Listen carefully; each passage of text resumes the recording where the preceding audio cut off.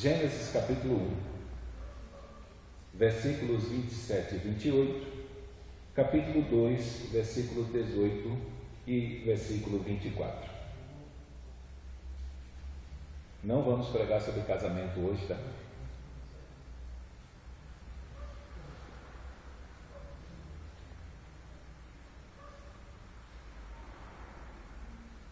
Vamos estar falando sobre uma afronta ao casamento que Deus estabeleceu e ao modelo que Ele criou. Então, capítulo 1, versículos 27 e 28 está escrito: E criou Deus o homem à sua imagem e semelhança. A imagem de Deus o criou, macho e fêmea os criou. E Deus abençoou, e Deus lhe disse: frutificai e multiplicai-vos e enchei a terra. Capítulo 2, verso 18. E disse o Senhor Deus: não é bom que o homem esteja só. Far-lhe-ei uma ajudadora que esteja como diante dele, ou dependendo da versão que você tem, que lhe seja idônea. Verso 24. Portanto, deixará o homem a seu pai e a sua mãe, e apegar-se-á a sua mulher, e serão ambos uma carne. Então vamos fazer uma oração. Deus amado, nós queremos mais uma vez colocar a nossa vida diante de Ti e pedir que o Teu Santo Espírito nos ajude nessa noite a compreender, Senhor, verdades que possam nos ajudar, Senhor, a refletirmos a Tua luz no meio das trevas que governam esse mundo. Por isso, ser com a minha vida e a vida dos Teus filhos e filhas que se encontram aqui, e que pela Tua palavra, Senhor, o Senhor vem abrir os nossos olhos, Senhor, a fim de enxergarmos, Senhor, ó Deus, os pontos, Senhor, ó Deus, da sociedade, Senhor, que precisam ser transformados, Senhor, que precisam ser evitados por nós. Por isso, que o Senhor seja com a minha vida, seja com a vida dos Teus filhos e filhas que aqui se encontram. Nós te pedimos em nome de Jesus. Amém. Hoje, basicamente, nós queremos pensar naquilo que tem sido denominado de ideologia do gênero. Por que nós queremos pensar nessas realidades? Primeiro, porque isso se tornou um motivo de conflito o ano passado, por força de uma pergunta que foi colocada na prova do Enem. Eu tive que dar explicações a uma série de pessoas sobre que tipo de postura um cristão deve ter. Em alguns aspectos eu fui criticado, e em alguns aspectos eu fui taxado de preconceituoso, ou a linguagem que é muito mais comum no marxismo cultural, que eu estava disseminando discurso do ódio, e aí por diante. Então, nesse sentido, se torna necessário nós pensarmos nessas coisas, porque a ideologia do gênero é um tipo de pensamento que foi inserido na sociedade e que encontrou espaço para adentrar as mais diversas áreas de convívio e de conhecimento, que tem como propósito único tornar aceitável a prática da homossexualidade, quer masculina ou feminina, em todos os âmbitos da sociedade, inclusive no seio da igreja, no meio da religião. Então, nesse sentido, nós precisamos dar uma resposta, nós precisamos ter uma resposta que não seja movida pela ideologia e suas imposições sobre a mentalidade dos seres humanos. Então, nesse sentido, quando nós pensamos nessa realidade de ideologia do gênero, nos trazido à memória aquilo que foi colocado na prova do Enem, um dos temas da pergunta, e nós queríamos ler aquilo que foi colocado lá. Esse pensamento que foi colocado na prova do Enem, ele foi citado e escrito por uma feminista chamada Simone de Beauvoir. Ela era amante de... agora deu branco agora do nome do filósofo que existia na época, mas até o fim a gente lembra. E ela escreveu um livro que traduzido é Segundo Sexo. Ele foi até traduzido para o português e publicado por uma editora no Brasil, a editora Nova Fronteira. E nesse livro dela, ela diz o seguinte: ninguém nasce mulher, torna-se mulher. Nenhum destino biológico, psíquico, econômico define a forma que a fêmea humana assume no seio da sociedade. É o conjunto da civilização que elabora esse produto intermediário entre o macho e o castrado, que qualificam o feminino. E isso está escrito no livro dela, Segundo Sexo, que foi escrito em 1949. Isso faz um tempão. Ela era uma defensora do feminismo, então ela colocou em xeque, começou a trabalhar essa realidade de que sexo é diferente de gênero, fazendo a distinção entre como nós consideramos o indivíduo quando ele nasce e que tipo de espaço ele deve ocupar e que tipo de maneira de viver ele deve ter na sociedade. Então, para ela e pelos seguidores defensores da ideologia do gênero, a mulher é definida não pelo sexo biológico com que nasce, mas pela construção social da civilização. E de acordo com os defensores, além dela, da ideologia do gênero, existe uma diferença entre sexo e gênero. E se você prestar atenção, se você de uns anos para cá, eu creio que de uns 5 anos para cá, você foi fazer um cadastro em algum lugar. Antes disso, quando chegava, se era homem ou mulher, tinha lá sexo. Se você for preencher um cadastro hoje, ou for fazer um concurso público, essa palavra foi removida. Não tem mais sexo, tem gênero. E aí pra gente é a mesma coisa, praticamente. Mas aquilo foi inserido lá propositadamente para tentar desconstruir qualquer tipo de ideia que configure na raça humana algum tipo de distinção de classe. Porque, influenciado pelo marxismo cultural, eles acreditam que onde há divisão de classe, isso é a raiz dos problemas de convívio. Então você tem que remover essa realidade, qualquer tipo de barreira de separação. Então, para esses defensores, o que acontece? Sexo aponta para as determinações naturais e diferenças biológicas entre homem e mulher. Então, nasceu no sexo masculino, nasceu no sexo feminino. Então, isso é o que caracteriza a distinção de biotipo em função das diferenças físicas que um ou outro tem quando nasce. Já o gênero não. O gênero, ele diz respeito ao papel que ambos, homem e mulher, exercem na sociedade.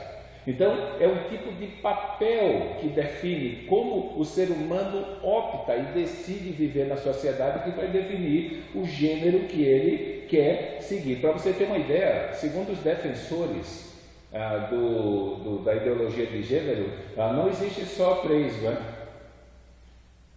Mas, se for usar assim, masculino, feminino ou a parte disso, existem pelo menos de 16 a 32 opções de gênero. Porque a gente imagina, né? Masculino, feminino e homo. Mas na verdade para eles existem pelo menos de 16 a 32 opções de gênero diferentes. E aí você vai preencher um cadastro de inscrição e está lá gênero, pode ter escrito lá para 32 pessoas, 32 gêneros diferentes. E isso infelizmente traz uma confusão muito grande que nós precisamos, como cristãos, resolver e definir biblicamente. Mas o problema é que eles começaram a transformar ou substituir a realidade do sexo para falar das diferenças que existem entre uma pessoa e outra. De onde se originou isso, gente? A gente vê essas mudanças, mas isso traz um pano de fundo muito amplo e tardio. Houve um sexista, ele era um psicólogo chamado John Money. Ele foi o primeiro a usar o termo gênero com sentido de sexo. Então ele foi o primeiro a defender essa teoria de que havia uma diferença entre sexo e gênero, e ele começou a inverter e redefinir os conceitos que postulariam o tipo de distinção que havia entre um e outro. Então, para ele, nas suas obras, o gênero é certo tipo particular de conduta do homem e da mulher. E depois dele, um psicanalista chamado Robert Stoller escreveu um livro Sexo e Gênero, ele escreveu em 1968, e diz no seu livro que sexo é biológico e gênero é o que cada sociedade a ele atribui. Então, quem define o que é masculino e feminino para essa turma não são as escrituras. Quem define o que é masculino e feminino é a sociedade e a cultura.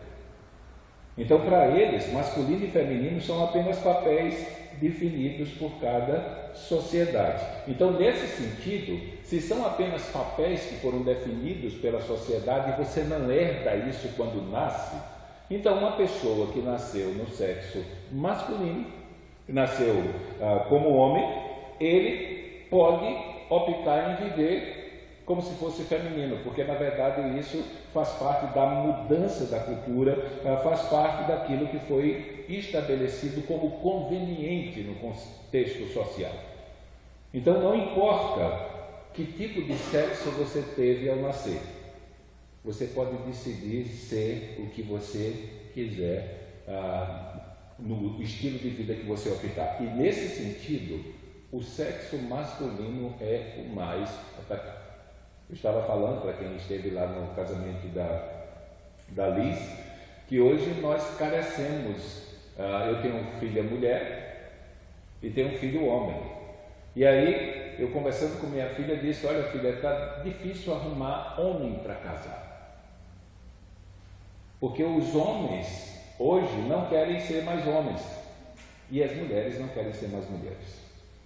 A influência do feminismo foi tão forte que a mentalidade dos homens foi afetada. E eu volto a dizer, em alguns círculos os homens, eles evitam dizer que são homens, porque isso é antiquado.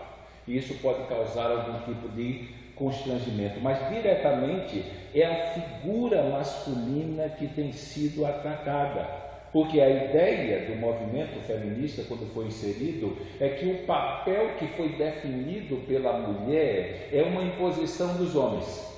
É uma imposição machista e isso deve ser combatido e isso deve ser redefinido. Então a ideia era que quem definiu que mulher cuida de criança, cuida da casa e vai para a igreja, isso foi os homens.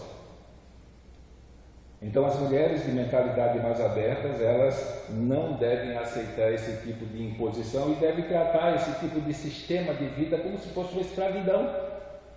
Então, como se livrar dessa escravidão que foi imposta pelos homens? Então, nesse sentido, vamos redefinir os conceitos que determinam o papel do homem e da mulher, tanto no contexto social como no contexto religioso, e nesse sentido isso se tornou uma guerra religiosa. Então, eu e você temos que tomar uma posição. Eu e você, como cristãos, temos que tomar uma atitude em relação a isso.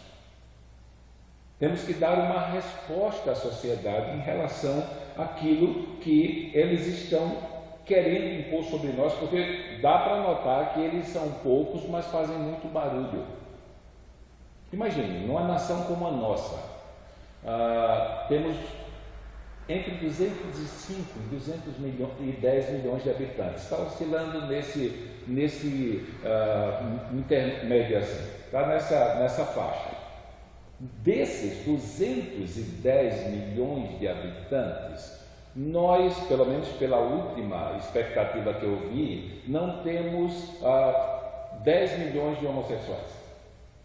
Eu estou exagerando, tá? Não dá isso. Eu estou dando um número bem...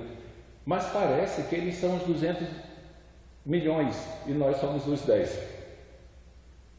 Porque eles fazem muito barulho e nós ficamos calados. Então, nesse sentido, eu falo, como cristão, nós precisamos definir aquilo que nós cremos, porque não é uma coisa simples, não é uma coisa irrisória, não é uma coisa secundária que a gente pode dizer, não, a gente pode passar sem isso, não mexer nessas coisas, porque diretamente o que nós temos diante de nós, sem usar aquela figura da batalha no meio islâmico que é apresentada, a questão da jihad, mas é uma guerra santa. É uma guerra do contexto religioso pagão contra o cristianismo bíblico. É uma afronta direta ao cristianismo, porque vocês já devem notar que quando o debate é acirrado, eles dizem mesmo que nós temos que combater esses fundamentalistas falando de nós que ainda acreditamos que a Bíblia é a palavra de Deus e a Bíblia é a regra de fé e prática e é a Bíblia que deve determinar a maneira como os seres humanos devem se portar. E qualquer coisa que se levante contra aquilo que eles defendem, simplesmente eles contra-atacam e contra-atacam com ferocidade. Então, nesse sentido, eu e você precisamos definir para essa sociedade aquilo que as Escrituras dizem. Primeiro, porque esse tipo de ideologia, ele combate todas as diferenças naturais criadas por Deus, que estão registradas na Bíblia, e eles reivindicam a abolição disso. Nós lemos o texto agora. O que a Bíblia diz?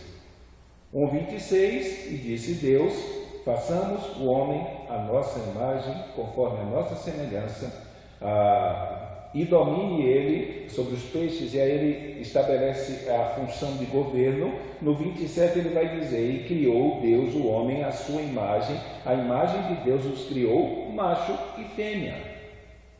E aí disse, mais na frente, Deus os abençoou, e Deus lhe disse: frutificai e multiplicai-vos e enchei a terra.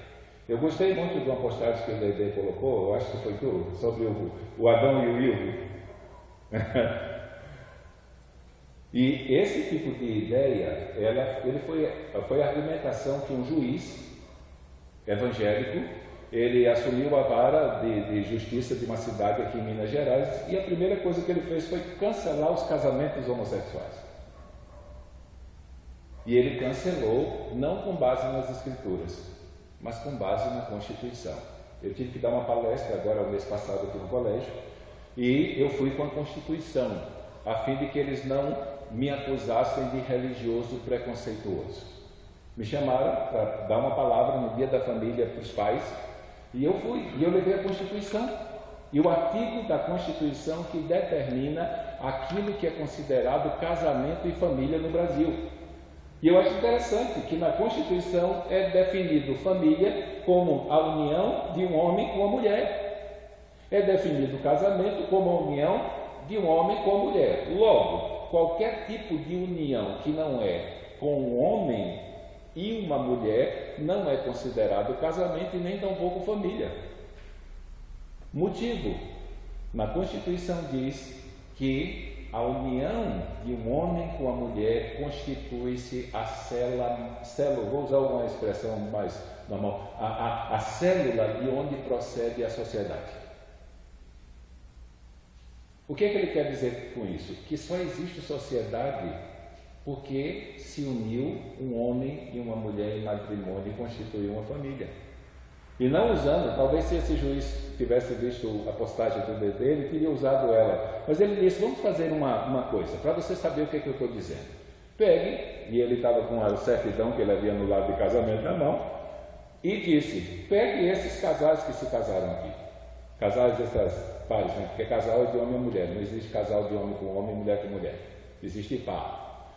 Então, pegue eles, separe um grupo desses e leve para uma ilha. E deixe eles lá por vários anos. E depois você volte lá para visitar a sociedade que eles criaram lá com os descendentes. Você não vai encontrar nada. Aquele grupo que você deixou lá, eles vão morrer. E a sociedade que eles fundaram, com o número que chegou, vai se acabar pela morte de todos. E esse era o motivo do vídeo, foi um vídeo, eu não sei, Dedê. Eu não me lembro mais, mas era justamente isso, né? Você pega, se Deus tivesse criado Adão e Ivo, e a ideia era que Adão e Ivo iam passar um tempo juntos, convivendo, e iam morrer, pronto, acabou o mundo. Porque o princípio da união é Deus criou um homem e uma mulher, macho e fêmea, e ordenou: se multipliquem e povoem a terra. E o princípio lá que ele estabeleceu para que isso acontecesse é o segundo princípio, quando ele diz: não é bom que o homem esteja só, falhei uma ajudadora, uma auxiliadora. Que auxiliadora é essa? Lá no 24 ele vai dizer: portanto, deixará o homem seu pai e sua mãe e unir-se à sua mulher, e ambos serão uma só carne. Já na criação, o princípio de associação está definido. Deus criou homem e uma mulher e atribuiu o gênero a ele. Esse aqui é macho e esse aqui é fêmea. Então nós, como cristãos, devemos nos opor a qualquer tipo de ideia ou de pensamento que tente contra-atacar isso. Então não é uma coisa secundária, gente. Isso é uma tentativa de distorcer aquilo que Deus estabeleceu como princípio funcional da existência humana aqui nesse mundo. Tanto que uma das coisas que eu digo nas palestras em relação à união homoafetiva é que isso está se constituindo uma campanha de exterminação da raça humana, e na verdade é uma campanha de extermínio. Quanto mais isso crescer, menos a população humana vai existir aqui nesse mundo. Porque são parasitas. As pessoas dizem: mas eles podem adotar uma criancinha que está lá, mas eles não produzem nada. Na verdade, esse tipo de união vai, a longo tempo, a fazer com que a raça humana, em parte, seja dizimada. Para você ter uma ideia, estatisticamente, para que uma cultura permaneça, é necessário que, por família, nós tenhamos 2,8 filhos por lá. Eu estou devendo um. Só tive 2. Mas se as famílias começarem a ter, de forma geral, menos de 2,8 filhos, não vai demorar muito tempo para essa cultura ser exterminada. Imagine, em alguns países da Europa, só tem velhos. Em alguns países do mundo que estabeleceram o limite de filhos, hoje eles estão incentivando as pessoas a terem filhos e ainda estão pagando para elas terem filhos, porque eles descobriram que o censo deles populacional tem diminuído, e isso está conduzindo a nação a ter uma população não harmônica assim em relação ao número de velhos e novos. Então, nesse sentido, não é uma coisa contrária à criação. Deus estabeleceu a relação entre um homem e uma mulher a fim de que a raça humana seja perpetuada. Então, é uma briga religiosa. Não é só uma briga social, não é só uma briga pessoal, porque, via de regra, quem são os únicos que de verdade se opõem? São aqueles cujos fundamentos têm raízes judaico-cristãs. Só que tem um problema, né? Tem um problema do politicamente correto. Eles se revoltam e atacam os crentes. Eles se revoltam e atacam os judeus. Só que ninguém vê eles se revoltando e atacando os muçulmanos, cujo princípio de lei determina a pena de morte para quem for homossexual. Alguns países aplicam, eles sobem em prédios, amarram o cara e jogam ele lá de cima para ele morrer na queda. Em alguns países eles levam eles para a praça pública, tem um vídeo na internet que é um horror, e com a espada decapitam eles na frente de todo mundo. E ninguém se levanta para falar, mas do cristianismo, do judaísmo, eles se opõem. Então nós estamos vivendo uma guerra santa, principalmente porque princípios fundamentais da fé cristã estão sendo afetados por isso. Primeiro princípio, princípio da criação. Quem determina como esse mundo foi formado é aquilo que as Escrituras dizem. Não importa o que Darwin disse, não importa o que outros conceitos sobre criação são partilhados por aí e digam, mas o que determina de onde se originou todas as coisas é a Escritura. E a Escritura diz que Deus criou o homem e a mulher, e esse homem e essa mulher é determinado os gêneros, eles são machos e são fêmea. E Deus criou para que eles tivessem como consequência a formação do casamento, o estabelecimento do casamento, a formação da família e a formação da sociedade. Então, sim, a aplicação dessas verdades ao convívio social e humano, nós estamos conduzindo a raça humana ao extermínio, porque o princípio para o qual Deus criou o homem e a mulher e estabeleceu essa união está sendo quebrado. Então, nesse sentido, temos que dar uma resposta bíblica, primeiro porque Deus criou apenas 2 sexos e, como consequência disso, 2 gêneros, porque o gênero é a resposta ativa da vida daquele que nasceu com determinado sexo. Nesse sentido, por uma questão de natureza, os homens são machos, não tem como um homem ser fêmea, e por uma questão de natureza, as mulheres são fêmeas. Então, o sexo determina o gênero. Então, o gênero não pode ser determinado por outra coisa, porque isso é evidente em todos os ramos dos seres vivos. Todos os seres vivos carregam sobre si essa característica. Tem o macho e tem a fêmea, e em função disso, eles vão cumprir o propósito ao qual eles foram criados. Então, quando pensamos nessa realidade, precisamos lembrar, todos esses tipos de conceitos foram criados para promover a aceitação da união homossexual. É só isso. É uma pressão para que as pessoas, em nome do politicamente correto, a gente vai tocar nesse assunto quando falarmos sobre marxismo cultural, que tem sido um câncer diabólico no meio da sociedade e tem afetado, infelizmente, a igreja. É uma inseminação diabólica. Então, em função disso, nós precisamos, como cristãos, dar uma resposta a isso. Imagine, tem se tornado normal, mesmo no meio da igreja evangélica, até da nossa igreja, quando de alguma maneira se levanta assuntos que lidem com prática homossexual e nós nos pronunciamos, já surge automaticamente aquela resposta: ah, isso aí é preconceito. Você vai falar sobre a prática homossexual e mostrar aquilo que a Bíblia diz, e automaticamente uma pessoa que se diz cristão já diz: olha, pastor, isso é muito preconceituoso. Ou a linguagem mais comum na mídia: isso é intolerância.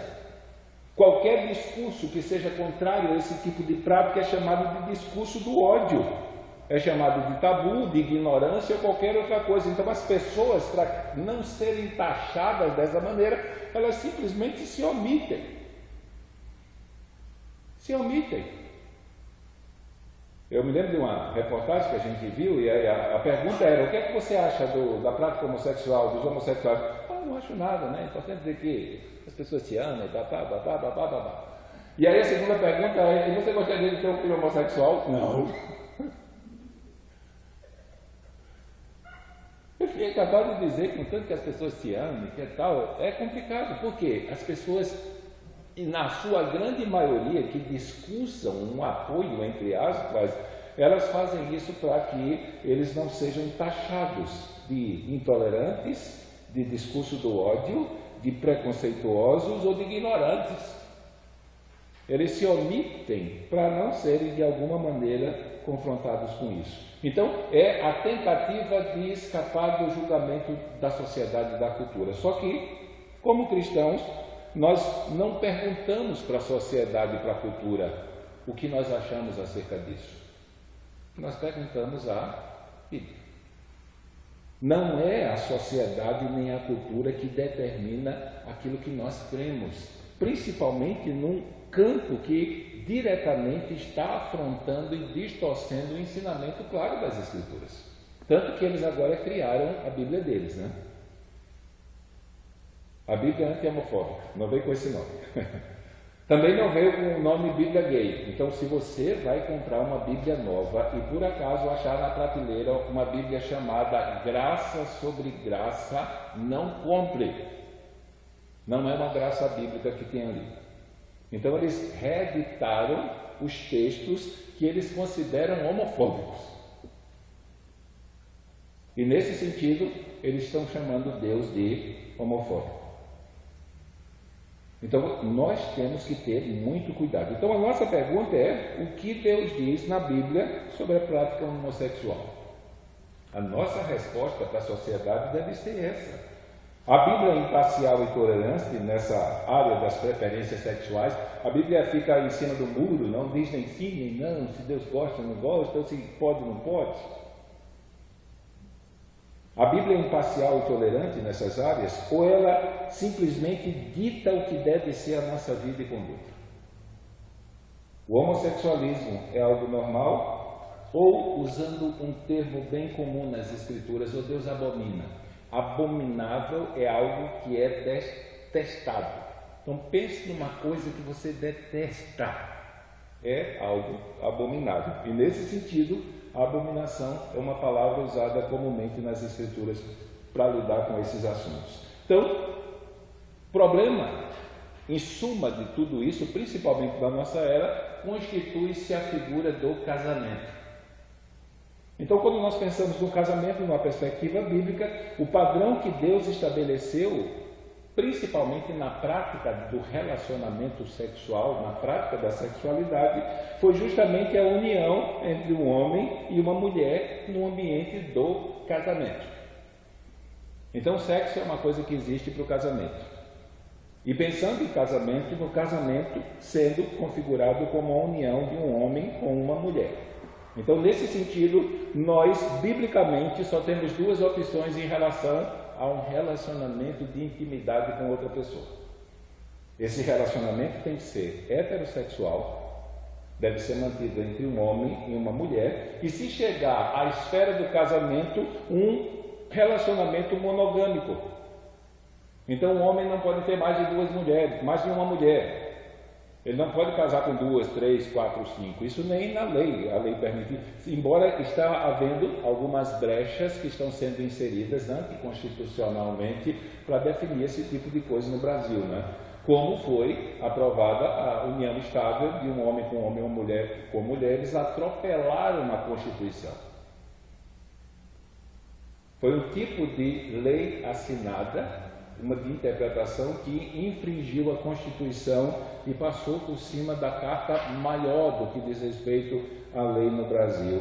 Então, nesse sentido, biblicamente, o relacionamento de intimidade, ele é estabelecido entre um homem e uma mulher na esfera do casamento, porque o propósito de Deus é que a partir da família a humanidade se perpetue. Segundo, se eu não quero casar, eu tenho a segunda opção, que é ser celibatário.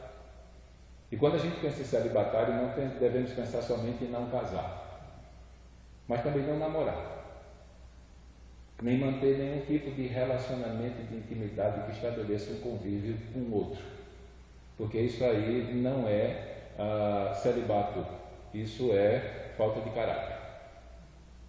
Então, nesse sentido, por quê? Porque o namoro em si, que nem é bíblico, mas que se estabeleceu, tem como propósito levar você a conhecer a pessoa que possivelmente você vai casar com ela. Eu não quero casar, então tudo isso é nada mais do que tensão hormonal, e aí você vai escolher uma pessoa para descarregar isso. Não foi para isso que Deus criou essa relação, estabeleceu esse tipo de convívio entre um homem e uma mulher. Então, biblicamente, em relação a um relacionamento de intimidade, eu tenho duas opções: ou caso com uma mulher e com uma só e vivo com ela até o fim da minha vida, ou vivo no celibato, vivo sem casar e vou servir a Deus, como Paulo diz lá. Então, a Bíblia é clara sobre aquilo que Deus acha desse tipo de prática, e eu queria terminar lendo alguns textos com vocês. Quem está com a Bíblia por aí? Levanta a mão. Vamos ler de novo, Gênesis 1, 27.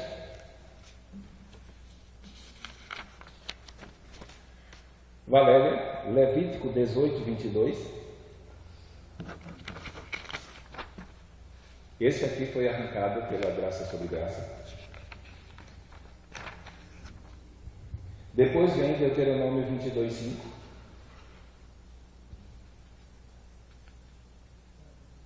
Deuteronômio 22, 5. Deixa eu ver aqui. Gabriel? E o bebê está subindo, né? Deixa eu ver aqui. Eu quero pegar só o 1 Coríntios 6,10, bebê.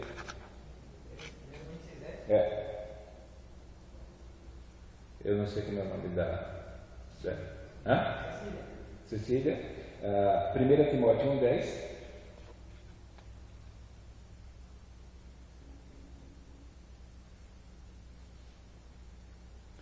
E aí vamos lá. Tá bom? 2 Coríntios 5,17. Emerson. João 8, 32 e 36. Vamos ficar só nesses. 6,10.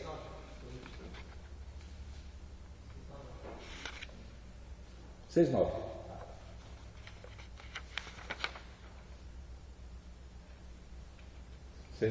Aqui. Vamos começar. O que a Bíblia ensina sobre a maneira como Deus vê e se relaciona com a prática homossexual? Começando com o primeiro texto. Criou, pois, Deus o homem à sua imagem. A imagem de Deus o criou. Homem e mulher os criou. Aí, então, Deus, quando idealizou a raça humana, Ele criou homem e mulher. E volto a enfatizar, o gênero já foi definido. É macho e fêmea, masculino e feminino. Então, nasceu homem, é macho. Nasceu fêmea, é mulher. Então, na verdade, o gênero é a expressão de vida que está ligada ao sexo com que a pessoa nasceu. Então, não é algo proposto pela cultura, não é algo proposto pela sociedade, pelo convívio social, ser masculino e feminino, ser homem e mulher, agregado a isso, faz parte do padrão que Deus estabeleceu quando criou os seres humanos. Depois vem, próximo texto.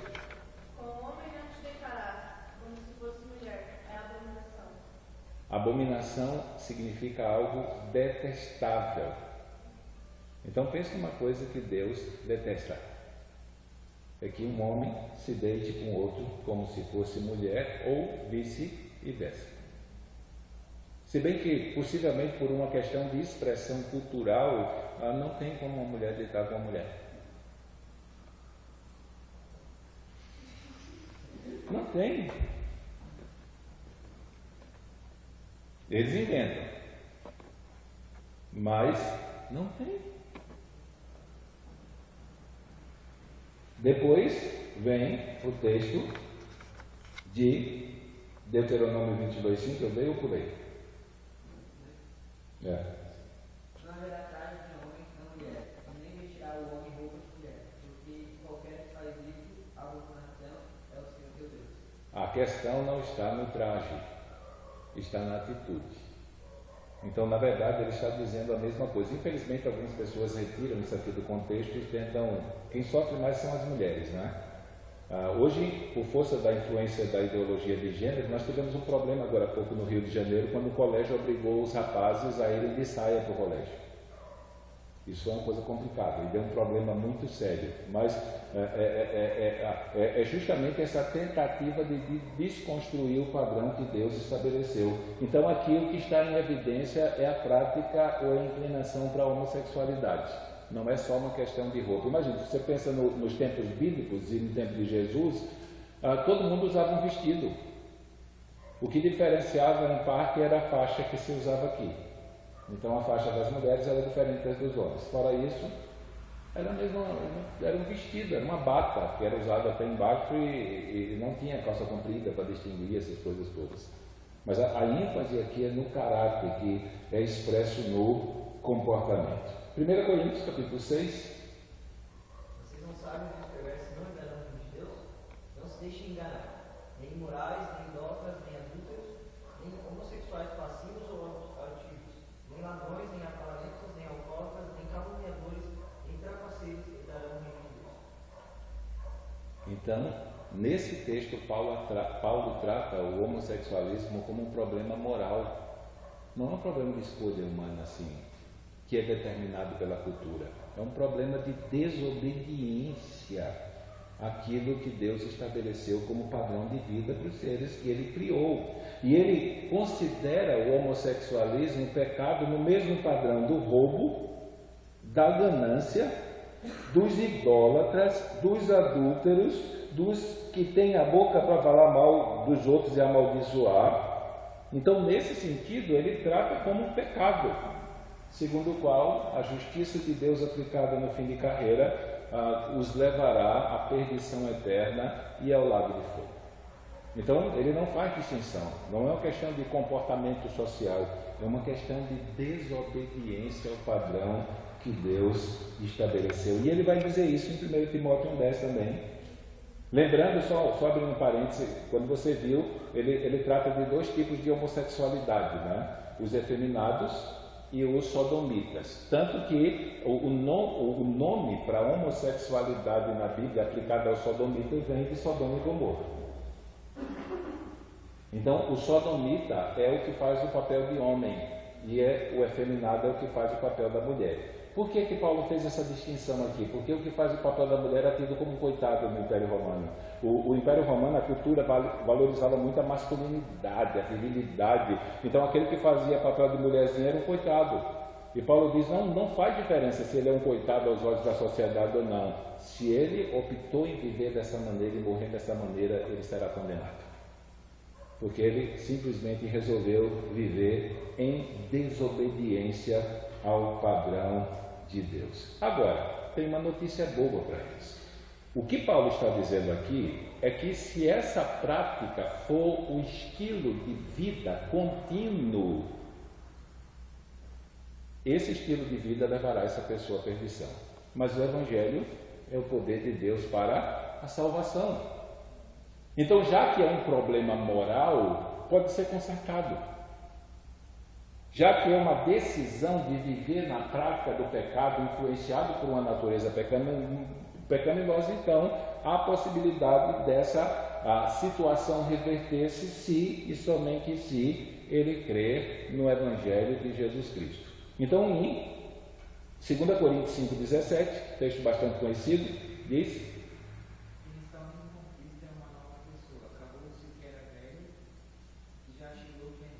então, nesse sentido, esse tipo de prática faz parte do velho homem, que é o homem que ainda está em Adão, e como está em Adão, está sob a influência do pecado e da condenação que foi aplicada lá no Éden. Mas, se ele vem para Cristo, ele se torna uma nova criatura, as coisas velhas ficam para trás e tudo se faz novo. João capítulo 8, verso 36.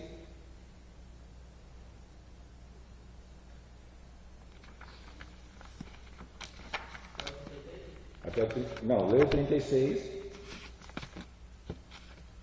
o Filho vos libertar, vocês serão de fato livres.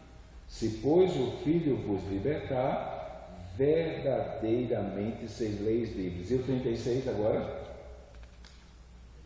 36, 8:36.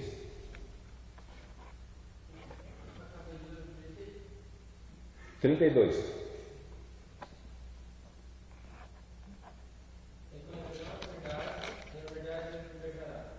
Então, a parte dessa condição é possível haver mudança. E essa mudança é oferecida pelo Evangelho de Jesus Cristo. Então, nós precisamos dar uma resposta a esse momento. Às vezes ficamos com medo de nos expor. E quando esses temas são debatidos, isso é uma prova para a nossa fé também. Isso vai exigir de nós uma confiança em Deus, vai nos provar na fé.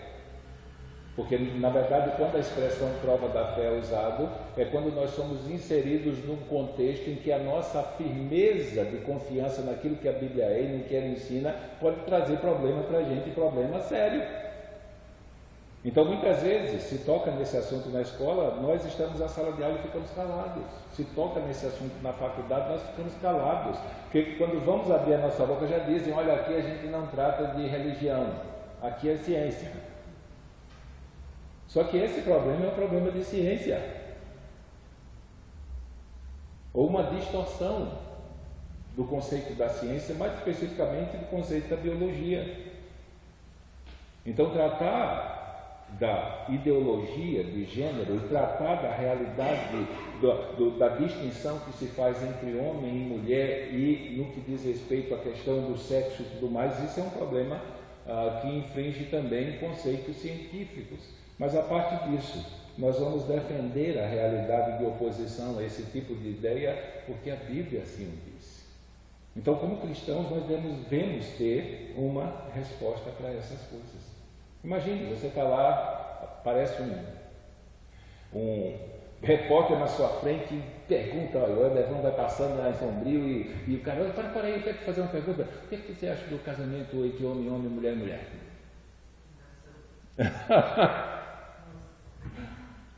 Você já imaginou? Ou se na sala de aula a professora colocasse lá no quadro e dissesse, olha, agora eu quero que todos os alunos daqui reflitam, me digam o que é que acham disso aqui. Então é uma prova de fé. Eu vejo que, via de regra, parte da dificuldade que alguns cristãos têm de responder é por causa de algum tipo de afetividade que existe entre ele e alguém que até na sala um amigo está praticando isso. É aquela hora que nós temos que escolher entre ser fiéis a Deus e aos homens. Então nos eximimos e evitamos dar a nossa opinião com medo de entristecer um amigo, um colega que optou por esse estilo de vida. Só que nós estamos fazendo um mal para ele. Estamos fazendo um mal terrível. Por quê? Porque Paulo já disse que o final dessas pessoas, se viverem dessa maneira e morrerem dessa maneira, é a perdição. E eu conheço o que pode mudar essa situação. Eu conheço a única coisa que tem poder para mudar essa situação, que é o Evangelho. Eu conheço a única pessoa que tem poder para mudar e libertar essa pessoa do mal em que ela se encontra, da opção de vida terrível que ela tomou e do fim terrível que aguarda aqueles que correrem toda a sua carreira nessa situação. E quando eu não confronto e não alerto o meu amigo ou a minha amiga, eu estava conversando com uma pessoa esses dias aqui na cidade, discutindo esse tipo de coisa, e ele disse que o que deixa ele espantado aqui em Santa Rosa não é a prática de homossexualidade entre meninos e meninos, mas entre meninas e meninas. Isso afetou a nossa sociedade. Afetou de tal forma que influenciou os órgãos que são responsáveis pela educação. Nós temos lutado. Aqui em Santa Rosa, antes da gente chegar na prefeitura já tiraram o pé, né? Mas o próprio Plano Nacional de Educação estabeleceu isso como disciplina de ensino nas salas de aula. Coisas tipo, você não pode mais chamar na sala de aula meninos e meninas, não pode mais, tem que chamar de crianças. Você deve evitar condicionar eles a acreditarem que eles são o que são por causa da determinação e do nome que você está usando.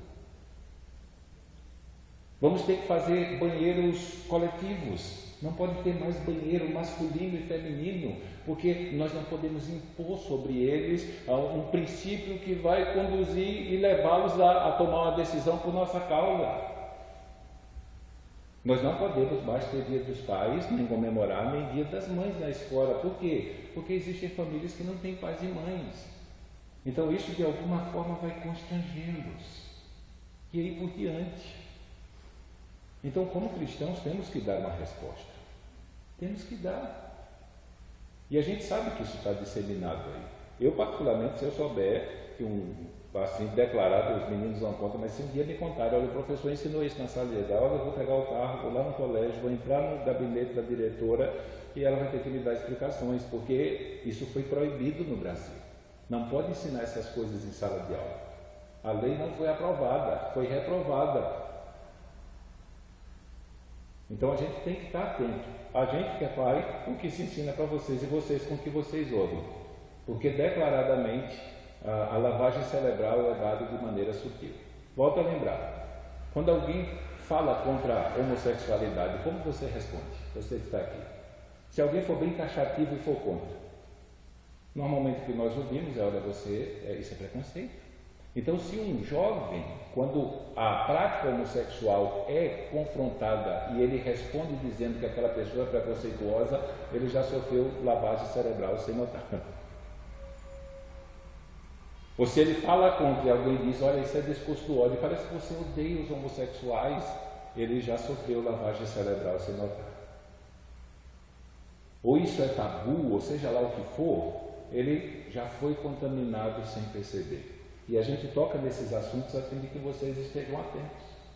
E quando tentarem colocar isso na mente de vocês, vocês percebam isso, olha, isso aqui eu não vou deixar entrar aqui. Por quê? Porque é contrário à palavra de Deus, é contrário ao princípio pelo qual Deus criou o homem e a mulher, é contrário ao princípio de família que Deus estabeleceu e é contrário a padrões morais que Deus estabeleceu para que os cristãos não convivessem nele. Então nós vamos orar, vamos pedir a Deus que nos ajude, vocês mais que eu nesse sentido, não que eu seja melhor, mais forte e tudo mais, mas vocês que ainda estudam estão nessa luta. O sistema de ensino, da maneira como ele está montado, ele é trevas, ele é diabólico em seus conceitos. Eles tentam conduzir a pessoa a terminar a sua carreira dando um grito de independência de Deus. Então, nesse sentido, cabe a nós, precisamos dele, precisamos dos conhecimentos práticos e profissionais que eles nos dão, a fim de que nós possamos viver tendo com que nos manter, tendo um trabalho, tendo segurança no que diz respeito ao suprimento das nossas necessidades, mas existe muita coisa demoníaca, existe muita coisa diabólica disseminada, infiltrada nesse meio, que eu e você como cristãos, eu e você como aqueles que creem em Jesus Cristo e que querem viver uma vida agradável diante de Deus, temos que rejeitar e pedir a Deus para nos ajudar a não ser contaminados com isso. Pai amado, nós pedimos ao Senhor que nos ajude a discernir essas coisas, porque somos bombardeados com isso em tudo, Senhor. Desde músicas que escutamos, a filmes que assistimos, a aulas que temos na escola, Senhor, a palestras e a conversas que temos no nosso círculo de amizade, Deus. Olha, em tudo, Senhor, nós vemos esse vírus, Senhor, ideológico, Senhor, ó Deus, permeando os discursos, Senhor, e tentando nos induzir a nos tornar favoráveis a esse tipo de prática.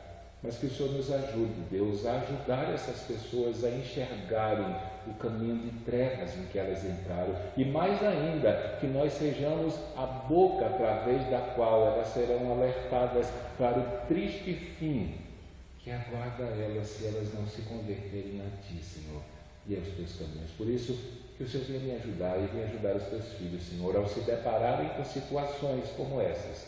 Ó Deus, que pelo Teu Espírito eles sejam enchidos de coragem, Senhor, ó Deus, para dizer aquilo que a Tua palavra diz a esse respeito, sem medo, Senhor, da oposição cultural, social, ou seja lá o que for. Por isso, vem nos ajudar nessa noite a compreender essas coisas de maneira tão rápida hoje, Senhor, mas que essas verdades fiquem, Senhor, firmadas no nosso coração e nós possamos, Senhor, usando elas, ser luz para aqueles que estão em trevas. Nós te pedimos assim, em nome de Jesus.